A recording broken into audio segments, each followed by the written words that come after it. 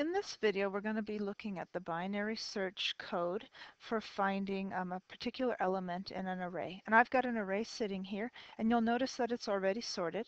That is a requirement to use the binary search, otherwise it doesn't work.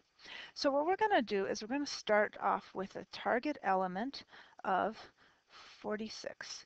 So we're going to look for the number 46, and of course we can see it's right there at position 5, but we're going to look to see how the computer would do it following this code.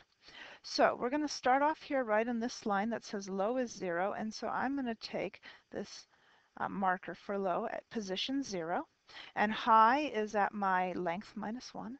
So high goes way over here, and right now mid is at 0, so we'll let mid be at 0.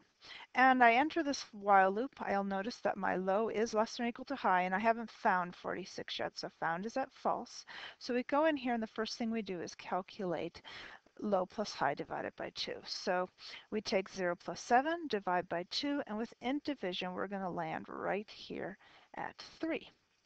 And now we're going to say, okay, if the element at mid equals the target, so I look and I say 24 and 46, no, they're not equal, so I'm going to go down to the else. I'm going to say, okay, if my target's bigger than that element, 46 is bigger than 24, I'm going to do this line of code that says low equals mid plus 1. So what happens is low moves right over here to 1 higher than mid. Basically, we've now just ruled out the bottom half of this array, and we know that 46 is not sitting down there because this is sorted.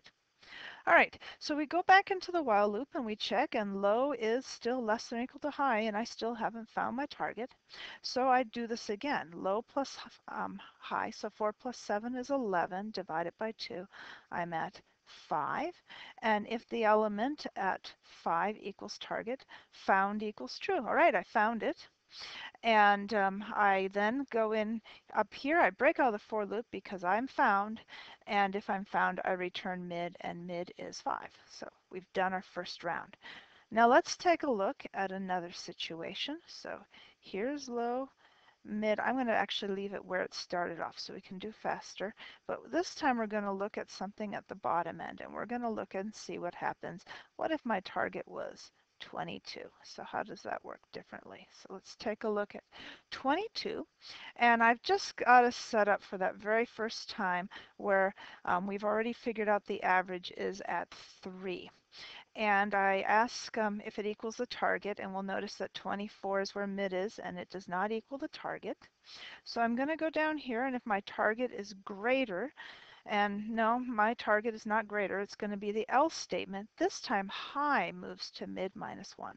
So high moves to that position right there. And you can see I've knocked out the upper half of the array. So I've not found, and when I come back up to the for loop, low is still less than or equal to high. So I'm going to calculate my new mid. 0 plus 2 divided by 2 is going to put us right here. There's my middle. And I check, does 15 equal 22? And it doesn't. So then it says, okay, if my target is greater than the value at mid, and 22 is greater than the value at mid, then low equals mid plus 1. Ah, so low is right here at the same place as high. So I go into my while loop again, and low is equal to high. That still works, and I still haven't found it. So I take low plus high divided by 2. Well, 2 plus 2 divided by 2 puts mid in the exact same location, and it does equal the target. And so then I break out of the while loop, and I return position 2. All right, so let's put everything back, low, high, and mid.